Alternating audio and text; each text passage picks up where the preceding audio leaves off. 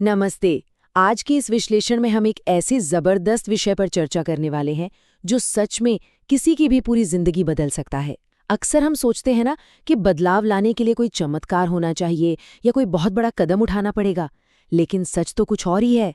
आज हम यही देखेंगे कि कल का इंतजार करना छोड़कर रोजाना की छोटी-छोटी आदतों में आखिर कितनी ताकत होती है। तो चलिए इस बात को गहराई से समझने के लिए सीधे इस कहानी के मुख्य पात्र कबीर से मिलते हैं। कबीर एक छोटे से गांव का लड़का था जिसका एक बहुत ही आम सा पर खतरनाक तकिया कलाम था, मैं इसे कल करूंगा। सोचकर देखिए, ये एक ऐसी लाइन है जो दुनिया भर में लाखों करोड़ों बार बोली जाती है ना। कबीर भी यही करता था, अपना हर जरूरी काम टाल देता और उस कल के आने का इंतजार करता जो असल में कभी आता ही नहीं। कहानी का पहला भाग है कल का बोझ, यानी तले हुए सपनों का वजन। आगे देखते हैं कि ये बोझ कैसा होता है। देखिए, कहानी की शुरुआत में ना एक बहुत ही भारी और रुका हुआ सा एहसास है। कबीर की हकीकत और उसके दिमाग के बीच एक बहुत बड़ा अंतर था। एक तरफ अंदर से वो बिल्कुल बेवकूफ नहीं था, वो क्षमतावान था, उसके अपने खामोश सपने थे। लेकिन बाहर क्या हाल था? बाहर एक बिखरा हुआ कमरा था, धूल भरी किताबें और लगातार गिरते हुए मार्क्स जो उसके आत्मविश्वास को तोड़ रहे थे। यही चीज उसे रातों में आसमान की तरफ देखकर ये सोचने पर मजबूर कर देती थी कि आखिर बदलाव लाना इतना नामुमकिन क्यों लगता है। इस हालत को देखकर उसकी माँ ने एक दिन बहुत उदासी भरे शब्दों में उसे गहरी चेतावनी दी। उन्होंने समझाया कि बर्बाद किया गया हर एक दिन आलस के उन पत्थरों की तरह है जिन्हें हम खुद अपने कंधों पर लादते जाते हैं। अगर हम मनोविज्ञान या साइकोलॉजी की बात करें तो इसे कॉग्निटिव लोड या मानसिक थकान कहा जा सकता है। आपका हर टाला गया काम दिमाग पर एक बोझ बन जाता है जो अंदर ही अंदर इंसान को कुचल देता है। पर कबीर ने बस मुस्कुराया और इस बात को बिल्कुल नजरअंदाज कर दिया, ये सोचकर कि एक दिन से क्या ही फर्क पड़ता है। अब आते हैं दूसरे भाग पर, मास्टर और मटका। एक जटिल समस्या का एक बेहद आसान सा समाधान। किस्मत को तो कुछ और ही मंजूर था। एक दिन कबीर के पिता उसे गुरुदेव से मिलवाने ले गए। गुरुदेव उस गांव के एक बेहद समझदार शिक्षक थे जो बच्चों को बेहतर जीवन बनाने में मदद करते थे। कबीर को देखते ही उन्होंने एकदम शांति से एक सीधी बात कही, तो तुम ही वो लड़के हो जो कल का इंतजार करता है। मास्टर के सीधे सटीक वार ने कबीर को शर्मिंदा कर दिया और यहीं से एक अनोखे असाइनमेंट की नींव रखी गई। आलस की इस लड़ाई को जीतने के लिए गुरुदेव ने उसे कोई लंबा चौड़ा लेक्चर नहीं दिया। उन्होंने एक मिट्टी का मटका दिया, कुछ छोटे पत्थरों से भरी एक टोकरी दी और नियम बहुत सख्त थे। सुबह उठना है, दिन का सबसे जरूरी काम पूरा करना है और सिर्फ तभी एक पत्थर उस मटके में डालना है।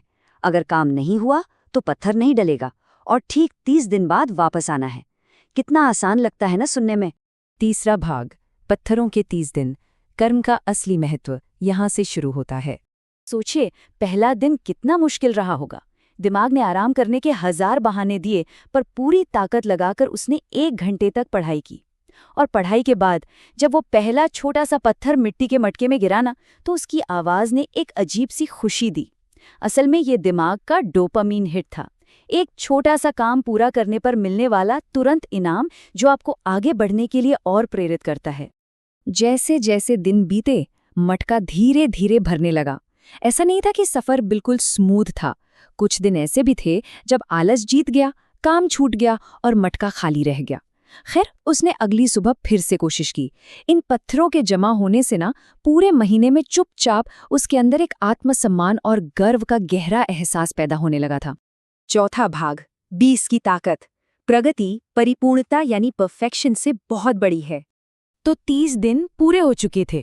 नियम के हिसाब से रोज एक पत्थर डालना था, तो मटके में कितने पत्थर होने चाहिए थे? पूरे 30, है ना? लेकिन उस मिट्टी के मटके में कुल मिलाकर सिर्फ 20 पत्थर थे। पूरे 10 दिन ऐसे थे जब उसे कोई काम नहीं हो पाया था। कबीर अपना सर झुकाए बहुत ही शर्मिंदगी के साथ गुरुदेव के पास लौटा। उसे पूरा विश्वास था कि वो फेल हो गया है और उसने मटका पूरी तरह ना भर पाने के लिए माफी मांगी। पर कमाल की बात देखिए, गुरुदेव नाराज नहीं हुए। वो बहुत स्नेह से मुस्कुराए और बोले, इससे पहले तुम्हारे पास 0 पत्थर थे, 0 अनुशासन था और 0 आदतें थीं। अब तुम्हारे पास 20 हैं।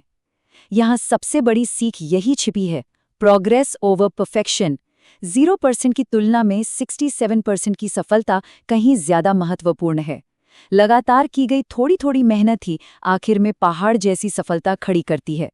5वां भाग, एक नए जीवन का निर्माण। यहाँ से बदलाव की जड़ें पक्की होती हैं। मास्टर के ये शब्द उसके दिल में आग की तरह उतर गए। उसके अंदर एक ऐसी एनर्जी आई कि उसने तय कर लिया, अब पीछे मुड़कर नहीं देखना है। उसने कुछ नए और आसान नियम बनाए। रोज ठीक एक ही समय पर उठना, बिना किसी के टोके हर दिन 1 घंटा पढ़ना और हर सुबह पूरी शांति में कुछ मिनट ध्यान लगाना। इन छोटे कामों को रोजाना अपनाने से क्या हुआ?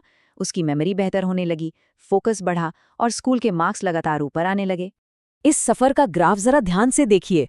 पहले दिन सिर्फ 1 पत्थर, 30वें दिन 20 पत्थर, और ठीक 1 साल बाद इस नए अनुशासन और फोकस के दम पर गांव में रहते हुए ही उसने हाथ से बनी चीजों के एक शानदार ऑनलाइन बिजनेस शुरू कर दिया।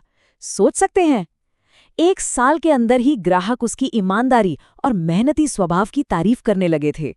ये पूरी तरह से एक नई जिंदगी थी। आखिरी भाग, आदतें टैलेंट से बड़ी होती हैं। ये इस चर्चा की सबसे बड़ी सीख है। वो लड़का जिसे कभी सब आलसी कहते थे, अब पूरी तरह बदल चुका था। सच यही है दोस्तों कि छोटी छोटी आदतें किस्मत और टैलेंट दोनों को हरा सकती हैं। अगर किसी में जन्मजात टैलेंट ना हो, किस्मत हमेशा साथ ना देती हो, या फिर दिमाग बिल्कुल आम हो, तब भी लगातार अपनाई गई माइक्रो हैबिट्स इन तीनों को पीछे छोड़ने की ताकत रखती हैं। रोज का छोटा प्रयास किसी भी चमकदार किस्मत से कई ज्यादा शक्तिशाली होता है। देखिए, एक कड़वी सच्चाई ये है कि कल कभी नहीं आता। जो लोग हमेशा अपने सपनों को, अपने कामों को कल पर टालते रहते हैं, वो एक भ्रम में जी रहे हैं। फ्यूचर सिर्फ और सिर्फ तब बदलता है जब आज इसी वक्त कुछ बदलने का फैसला लिया जाए। किसी भी नई जिंदगी की शुरुआत उस आने वाले कल से नहीं, बल्कि आज उठाए गए सबसे पहले कदम से होती है।